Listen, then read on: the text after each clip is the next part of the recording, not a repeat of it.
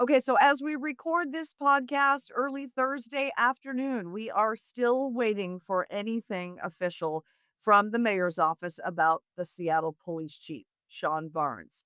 Is he in? Is he out? Was he asked to resign and declined and now will be forced out? Anonymous sources inside City Hall started all of this when they released some information to a couple of media outlets saying that, in fact, he was about to be forced out. But again, nothing official from the mayor's office. And we've been working feverishly since very early this morning to confirm this independently and have not been able to. The Seattle Police Officers Guild president has sent me a couple of statements today. He too says it is bizarre how all of this is playing out. Now, again, to remind you, because you've been out of town, some people on vacation just tuning in, what went down Sunday night is what led to all this. So it was at the Bite of Seattle at Seattle Center.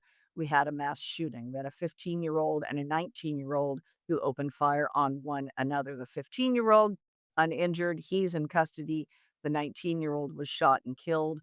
And then we had several other people, bystanders, caught up in the crossfire, if you will. Total of 3 people killed, including the 19-year-old suspect, and, at least 4 others hurt. One other person apparently had some minor injuries, and she was treated at the scene and did not need transport to the hospital, but it was a crazy scene. And then what happened after that, so that happened about 6 o'clock Sunday evening. It wasn't until nearly 11 o'clock Sunday night that the official press conference happened.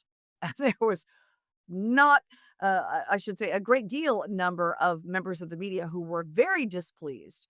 They were all there, ready. And of course, I know some of these people from having worked with them over the years. I'm sure they were really hoping to have everything in the can by the 11 o'clock newscast on Sunday night. But it was not to be because, again, it was about 11 when this happened. And then it came out the next day that Chief Barnes was out of town. He was in Dallas attending a conference at the time. Um, but then it started to come out that he's apparently been out of town a lot. His wife and kids still live in Chicago, where his residence is. He rents an apartment when he's in Seattle during the week and is apparently out of town a lot on weekends. So there was tons of pressure on him and on the mayor and other city officials to say, what gives? This guy's making $360,000 a year and he's not here a lot, especially in the summer. Weekends, that's when everything kind of goes down, right? As evidenced by what happened this past weekend. So outside City Hall this morning, after it started to come out that Chief Barnes was either being pushed out, gonna leave on his own, whatever.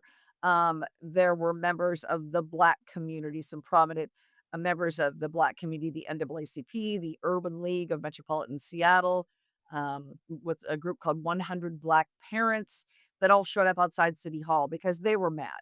They like the fact that we have a Black police chief in Seattle, and they apparently support his direction for policing and public safety in the city, and they were not pleased to be finding out that because of what's happened since the shooting, that he's being asked to make an exit. So I, as I mentioned, was calling and texting with Seattle Police Officers Guild President Kent Liu this morning, trying to get confirmation of this. But he said they were still in the dark. He was seeing the same rumors, same, anonymous sources quoted by media outlets. But as of 11:15 this morning, President Liu with SPOG sent me this text.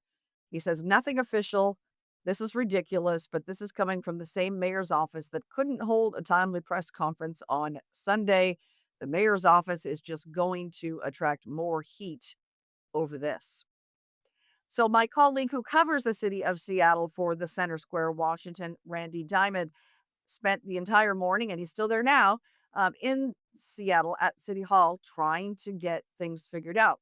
It looked initially like there was going to be a press conference this morning in the lobby. They were setting up for that. And then nothing ever happened.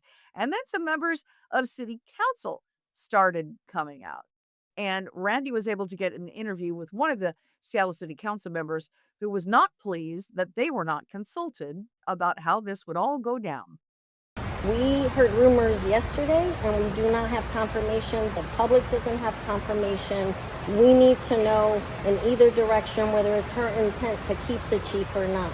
I will say that I am very supportive of the police department. They did a great job, and I've heard from constituents that feel like they did a great job on Sunday responding on the scene quickly, as did fire. Today, I am very concerned that we have not heard from Mayor Wilson whether she's going to fire our police chief, particularly at this point in time.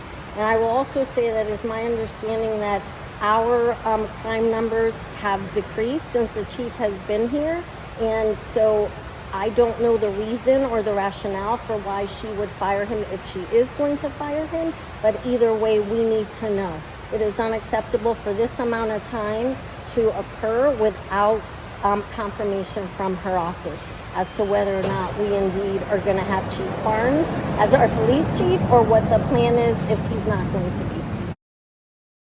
So, again, nothing official from the city at the time we're recording this podcast for this Thursday afternoon.